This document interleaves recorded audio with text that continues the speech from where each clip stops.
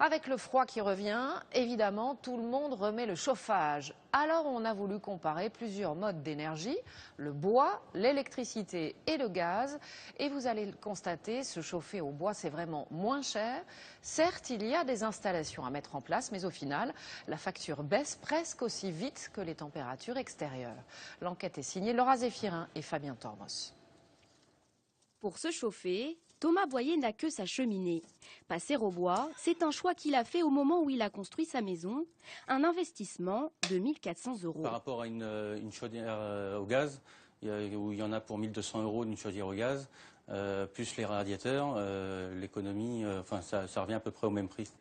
Ici, il fait 21 degrés, car Thomas Boyer a également installé un conduit qui récupère la chaleur et la distribue dans toutes les pièces de sa maison. Résultat, sa facture d'électricité a baissé. Avant, l'électricité nous coûtait 1 200 € par an et le gaz nous coûtait 1 200 € par an.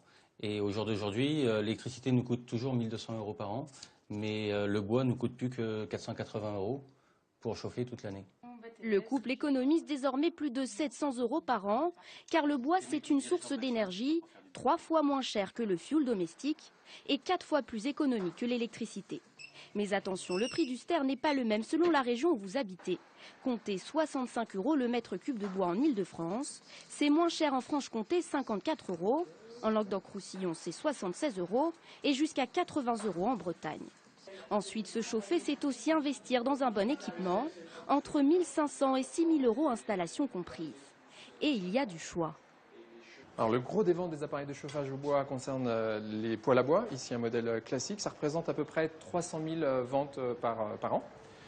Le produit qui cartonne en ce moment, ce sont les poêles à granulés. Ici, 3 exemplaires, plus 50% des ventes. On appréciera particulièrement le confort d'usage et d'utilisation qu'ils procurent. Et c'est aussi ce qui convient le mieux pour un appartement, à condition bien sûr d'avoir l'accord de la copropriété. Et pour que ce soit rentable et performant, mieux vaut choisir un équipement certifié.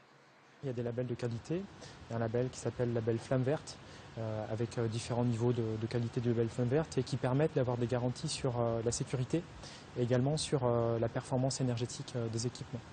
En France, 6 millions de foyers se chauffent en partie ou intégralement au bois. Cette information très pratique maintenant, elle concerne tous les automobilistes qui